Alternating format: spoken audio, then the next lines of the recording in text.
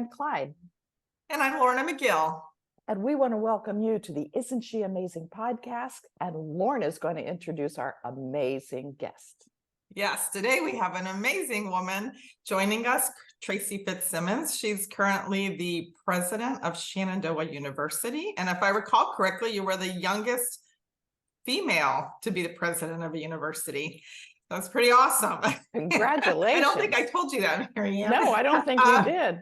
She keeps dripping these little wisdom, shiny objects about you. See, I told you she was all very impressed by you.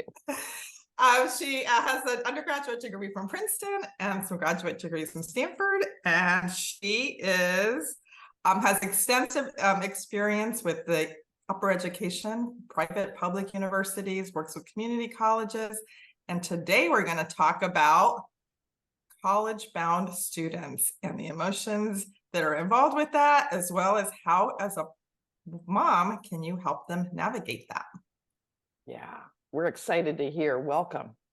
Thank you. I'm so excited to be with both of you. I love the energy. I've been following some of your podcasts, and so I've gotten to learn and open my mind and ways of thinking from some of your prior guests. So I'm excited to be part of this today. Oh, thank you. Thank you. We're excited to have you too. So tell us what's the biggest issue you see involving families moving their kid into college? Right. And this is such an opportune moment to talk about it, right? It's August. And so all over the country, there are families sending kids off to college for the first year. Maybe it's a returning year. Maybe they're sending them off to graduate school, or maybe they're rising juniors or seniors. They're starting to think about where they might go, or they're starting their college applications.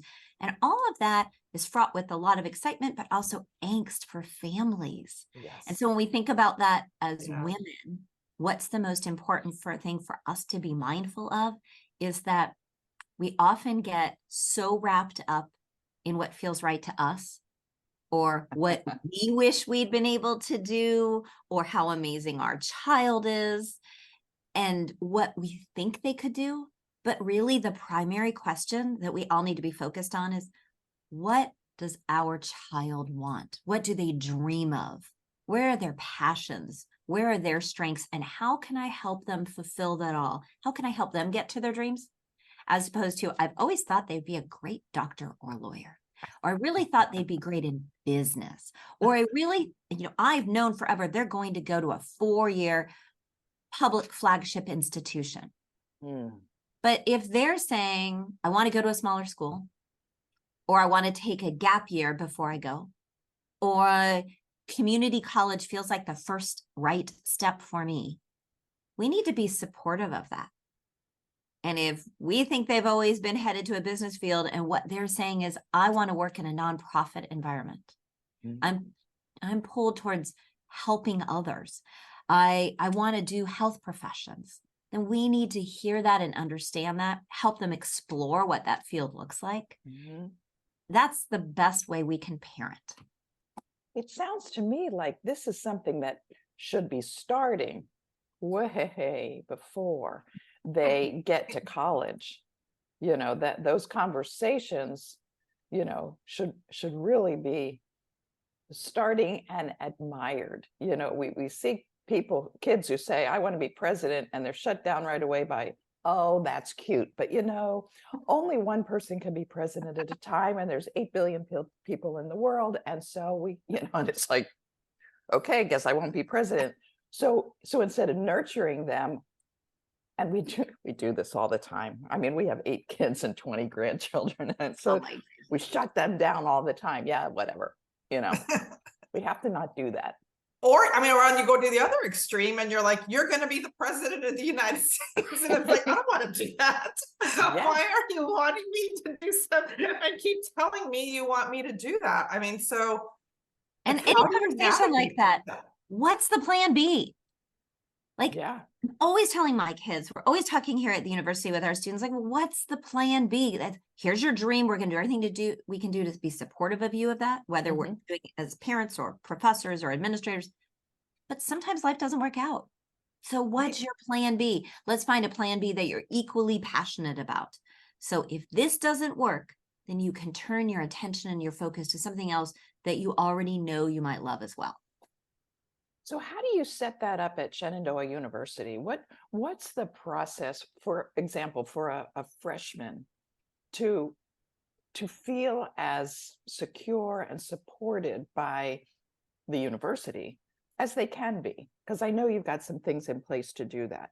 We do, you're right. And every institution has something. We've got extraordinary institutions in this country. Here in Virginia, we have the most competitive, most impressive public four-year institutions, private four-year institutions, and community college system, I would say, in the country. So there's lots of great choices right here in Virginia, and we all do it a bit differently.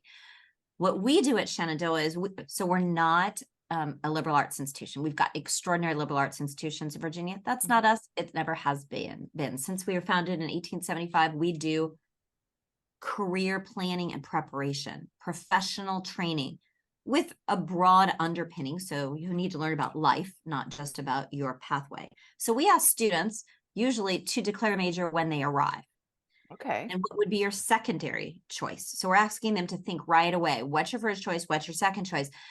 And then they can change. And there's constant touch points. So we have professional academic advisors, staff members. That's their job, to be advising students academically along the way, keep them in constant conversation. They also each get a faculty advisor. So those are mentor approaches. Like, this is what it means if we're doing this in this field. Look, the field actually is broader than you think. You've got lots of options to specialize here.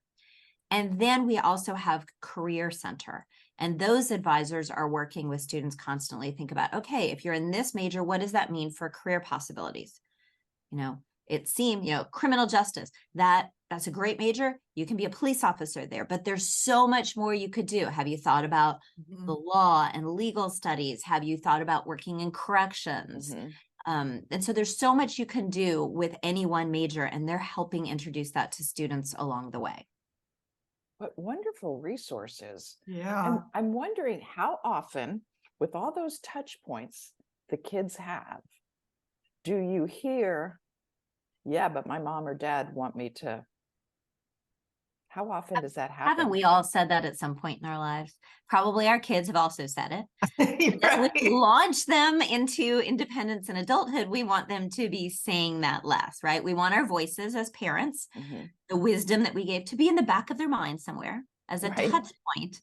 But we want them to be able to free themselves from thinking they are little versions of us. And instead for them to find out what their passions are. So certainly we heard that more at the beginning. We might occasionally have parents answering the question for the student. Yeah. So you meet a student, you're delighted to meet them. Do you have any idea what you think you might study? And there's a pause as the student's thinking about it. For all of us, that's the point as parents, that we want to allow our students to be comfortable in that pause, in that thought moment, and let them answer, as opposed to being the parent that jumps in and says, well, she's thinking of X, Y, and Z. She's thinking of business. He's thinking of being a nurse. Let's let them answer, because what comes out of their mouth might indeed be that answer, but it might be followed by an explanation of why. Or it might be an answer that surprises us and tells us about, we need to be thinking about other ways to support them and open other doors. So we as parents actually interject very often, I would think, because of our own insecurities. You know how many people are comfortable with silence? Zero, practically. It's and so they want to fill in the blanks. So you don't think their kid's a dud, like, well, you're not answering, right? And it's like, really? Right. The best way to impress an admissions officer or a college administrator or professor is to just step away and allow your child to answer for themselves. Because then we get to know who they are. And you know what? It's okay if they say, I don't know. If you're interviewing a student for admission, whether it to be an undergrad or graduate, the worst kind of interview is where a student has a perfect answer for everything. Because life is never wrapped up in a bow. We always appreciate when a student says, I don't know. I actually haven't ever thought about that question. So let me think for a moment. I guess my first initial reaction would be da, da, da, da, da. And this is why I would think that. But it's the kind of thing I'm going to go and think about later tonight. Thank you for asking it. Or to simply say, I don't know the answer. I haven't explored that. Or we didn't discuss that in class, but it seems to me I can extrapolate from other things I've learned and provide this kind of answer. I don't know, or I'm not sure, or honestly, I haven't thought about it, but it does bring up the following issues. Like, those kinds of answers are genuine. They're real. That's what we want as college administrators, at the admissions office, the faculty. They want to know that students are genuine in their interests and their passions and their willingness to be open to learning about the world. Well, and it's, it's just like anything. You're a product of your environment. So you can't know everything and know everything or all the options that are out there. I think that's what many times these young people, they know what they've been introduced to or what they've heard their parents talk about as far as opportunities that are out there in the world, but there's so many out there. Right. And we can't ever expect, for example, in the medical field, a physician or a nurse to have every answer and to have seen every case like ours. There might be something special, something different in the way this case is presenting. We want them to then say, I think this is what you have, but let me go check with some of my colleagues who have more expertise in this area. Right. Let me go consult, and then I'll be back with you. Like, that's the kind, we need more of those people in society. We have lots of them, but that's the kind of young people we want to be raising, to recognize they don't know everything. They don't have the answer to everything. And the first place to check isn't always the internet. It might be a colleague that has an expertise in that area. That's right. Oh my goodness. You've given some really good insights to parents on how to allow your kid the freedom to think and be who they are and be comfortable with that. And I imagine a lot of our viewers might be first time lunchers, and it's so nerve-wracking and you want to do everything right. And do you have some advice, particularly for people who are sending out their first freshmen to school, of ways they can prepare their kid well and prepare themselves?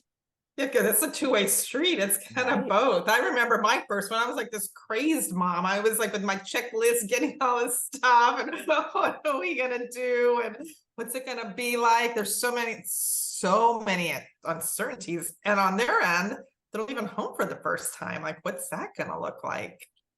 And that's so hard for so many of us as parents, right? We're so in the moment of getting them ready for college that we're not also getting ourselves ready to have our oldest go off, or our first one in the family to go to college, send them off, or to now be an empty nester. We need to stop that year beforehand several times, and that summer in particular, to think about what it's going to feel like for us as parents, for us as mothers, to think about also, it's not just about us, but it is about what does it feel to that child, to be gone from a home that hopefully was a safe place to be.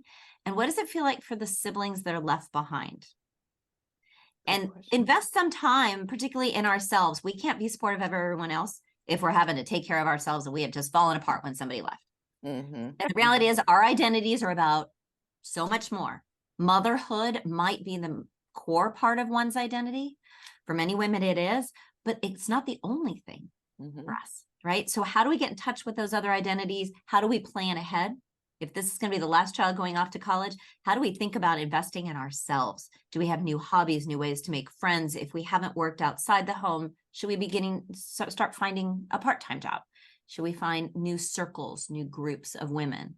Oftentimes, all of our friendships are built around the parents of our kids' friends. Maybe it's time that we can find friends in different ways.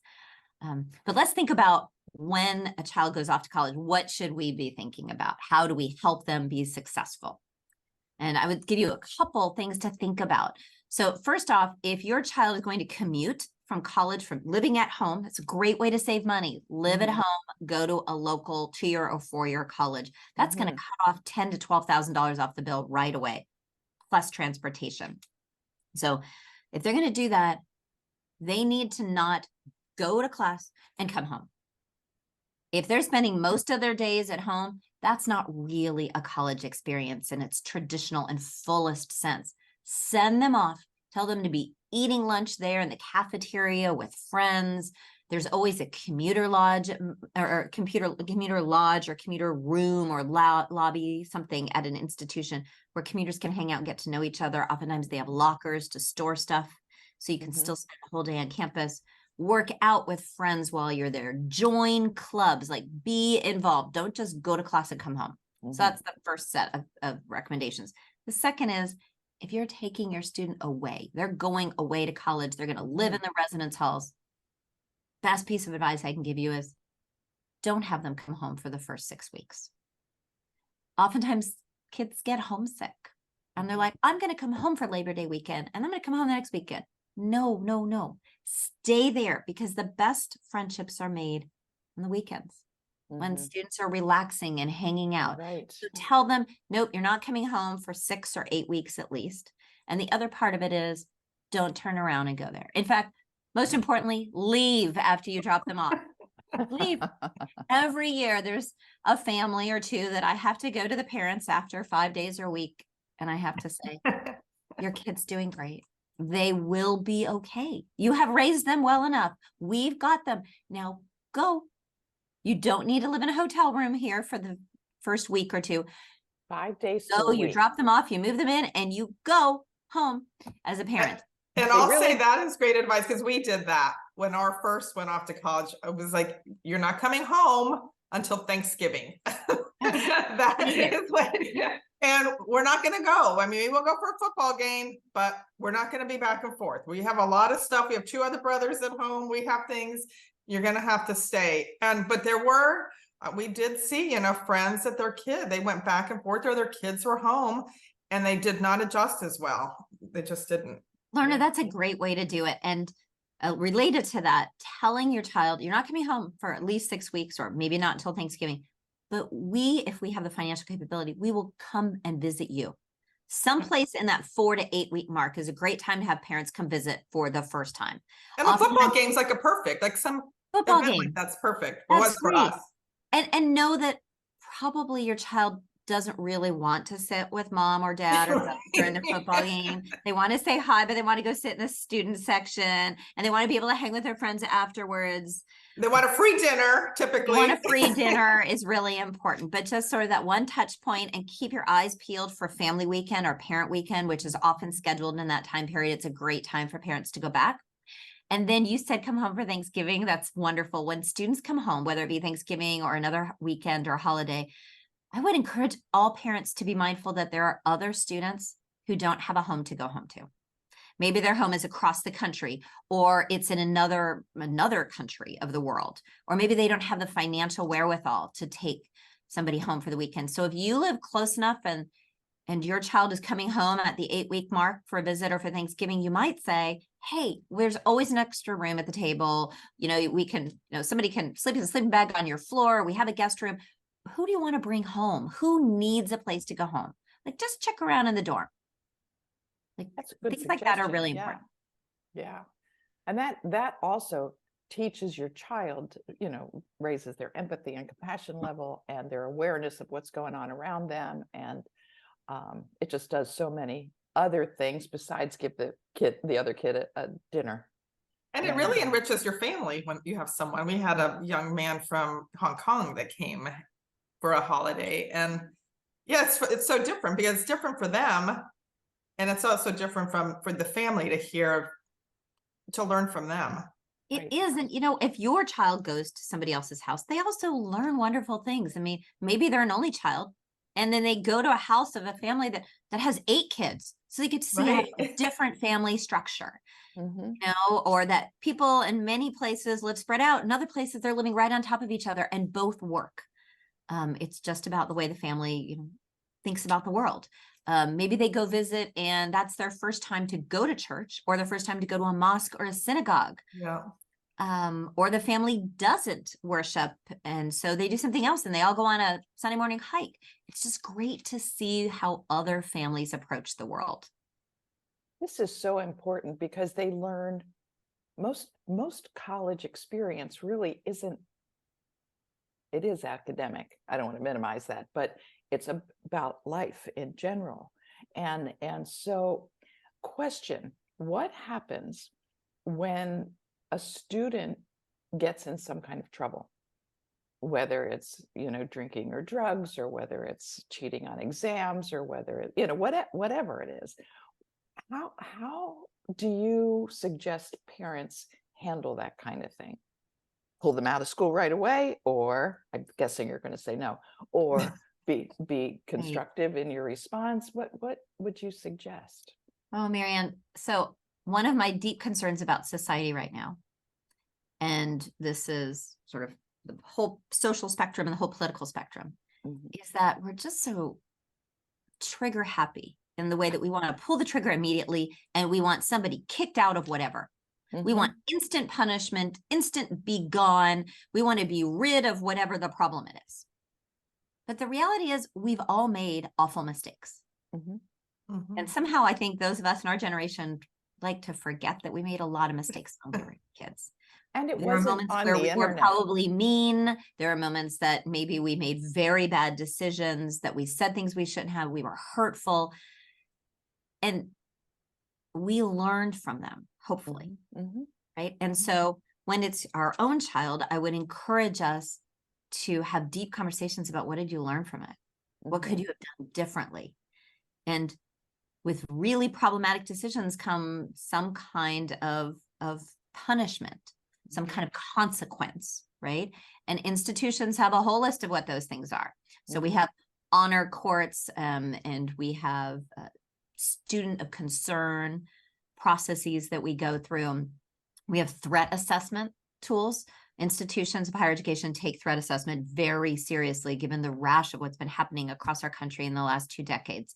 And so anything that is a big red flag or a small red flag, we run it through a threat assessment immediately. When it's our own child, I would encourage them to take ownership for whatever they did. Because the best learning happens when you say, I see that what I did is wrong. Maybe I didn't realize it in the moment, or I acted hastily. I made a bad decision, but I see that it's wrong. I understand that there are consequences, and I'm sorry. I'm sorry. When one is truly sorry is the most important thing you can say in the developmental process. I'm sorry. And then to be able to explain why what you did was a bad decision, was wrong, was hurtful, was perhaps even frightening to others, and what kinds of measures you can take to not do it again. That is the most important thing. Do not tell your kids to not fess up. Do not tell your kids to explain why they were right. Like, owning whatever it was is very, very important. That's the first thing I would say. But the other thing I would say is, as parents, our kids will often call us and tell us that they were hurt or frustrated or angry. I'm not happy the professor said this. They're making me feel this way. I don't like that my roommate is doing this. These people are making me feel this way. And our first reaction as parents is often to call an institution and say, I want you to fire that professor. I want you to kick that student out. I want my child to have a different roommate.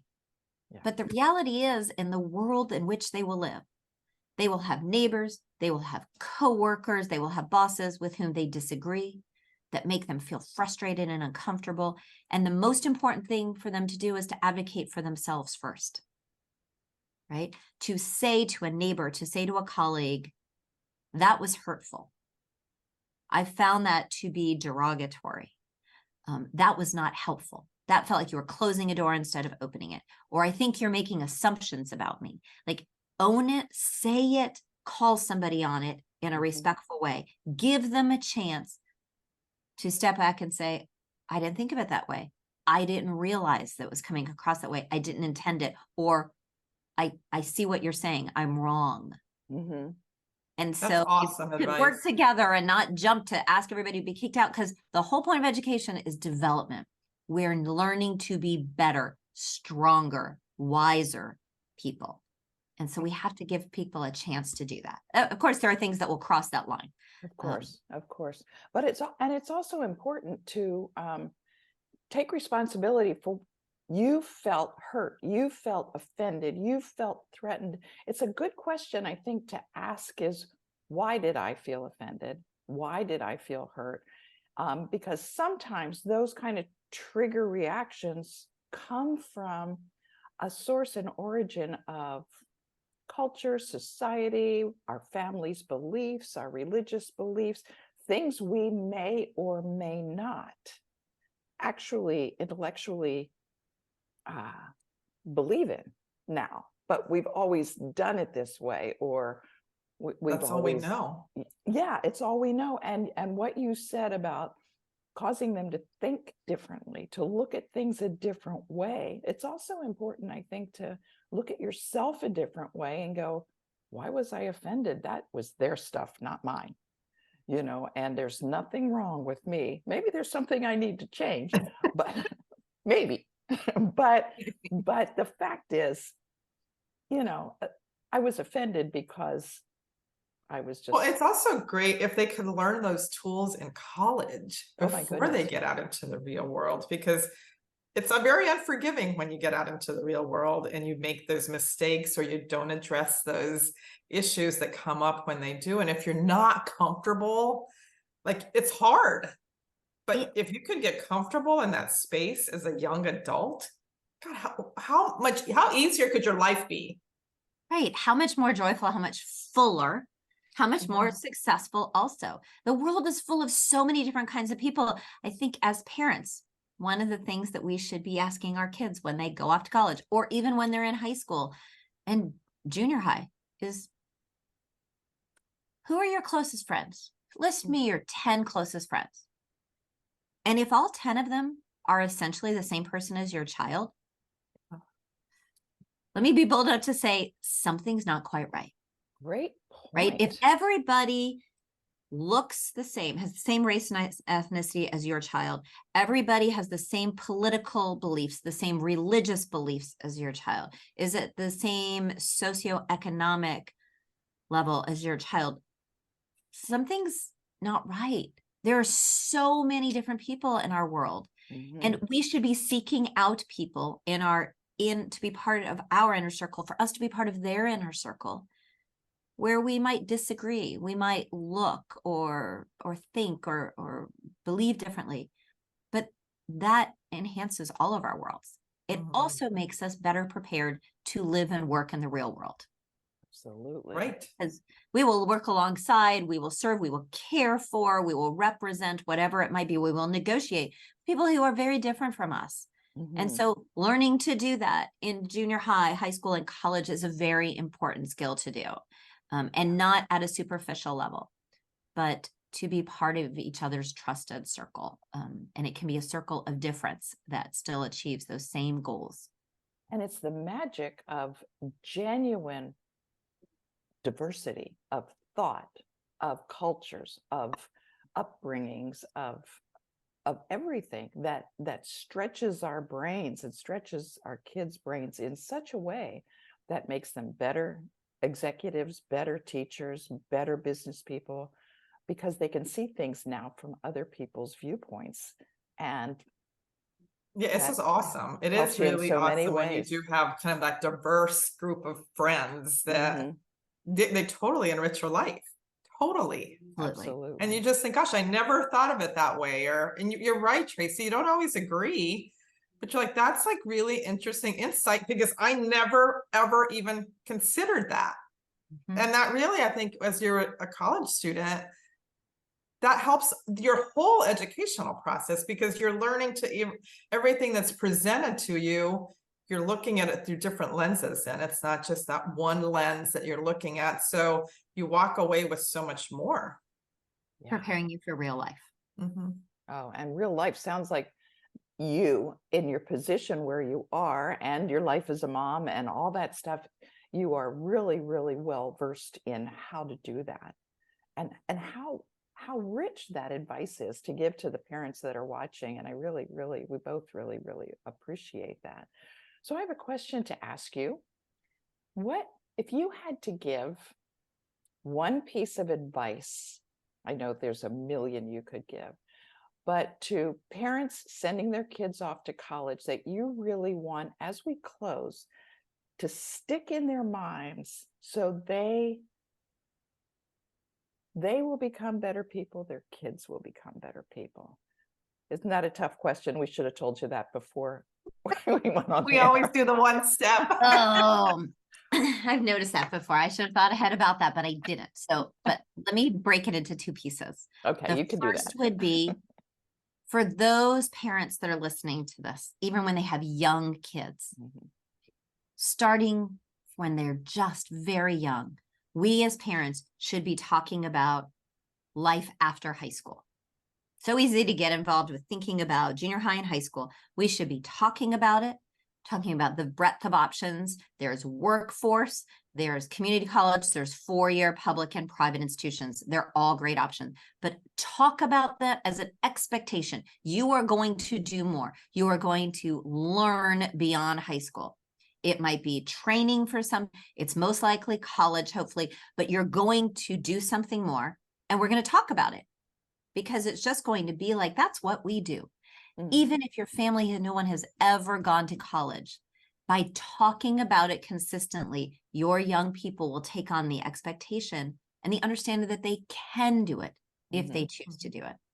And along the way, even if it is just $5 a month, as parents, we should be saving.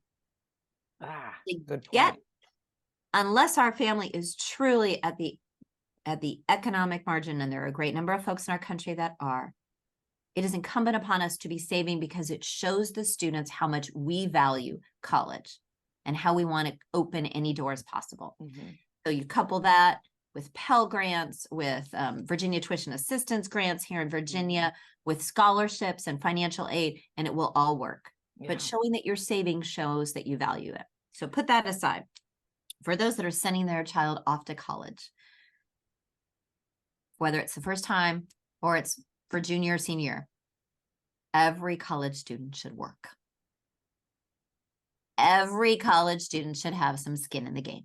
It doesn't matter that you are a star on the basketball team or the lacrosse team or the field hockey team. It doesn't matter that you are the drum major in the marching band or you're an extraordinary researcher. Every college student, I promise you, can carve out 7 to 10 hours a week to work. If you want something to do, give it to a busy person, right? That's the old adage. And it's true. College students, it helps them to organize their lives, to have class, and also to have a couple other big rocks, like some deep involvement in something that's extracurricular or athletic, and to have a job. And ask them, all the money for that is going to help pay for your tuition or help pay, it's going to pay for your spending money throughout the year. Everyone should do that. And then the other piece is summer break, my summer vacation for 2 or 3 months. That really is a thing of childhood. No matter how well off a family is, students in the summer should be taking advantage of the summer as part of their 4-year plan. Students should be working, helping you pay for college. If you're taking out loans, your students should be working in the summer. They learn fabulous skills, whether they're stocking at the local grocery store or they're the checkout line at a fast food place. They will still learn skills. And they should have an internship if at all possible. There are increasing numbers of internships that are paid, even if not paid a lot, but you could balance the summer. Perhaps they're working 20 hours a week in a job and they have an internship for another 10 or 20 hours. There's still a lot of time to have fun and be a kid. But summers should be part of the 4-year college plan for families. We all get so much from working. Again, we learn how to work with people that are different from us. We remember what it's like then when we're older. Remember when you had waited tables that entire summer? It changes how you greet people and treat people who are then waiting your table, serving your table in the decades to come. So there's great empathy and great skills to be learned through work. It helps keep us organized. Students who work in college tend to have higher graduation rates because they're more connected. They have they have peers that are working, but they also have a faculty or a staff supervisor. So they connect more closely with them if they're doing work study on a campus. And they're better prepared to think about what they really do want to do in life and in the world post-graduation. Huge amounts of advice. I just think this is very rich in stretching our thoughts, giving us some framework from which to act, and then some steps to act with. So thank you for that. Yeah, it was great. Lorna, is there Thank you so anything much. else that you wanted to add or? No, I think it was wonderful. You just have so many relevant and pertinent advice to give to people, and just for people to think about as moms. What do you think about? There's so much, but you definitely gave a great perspective. Thank you. Well, thank you Well, so thank much.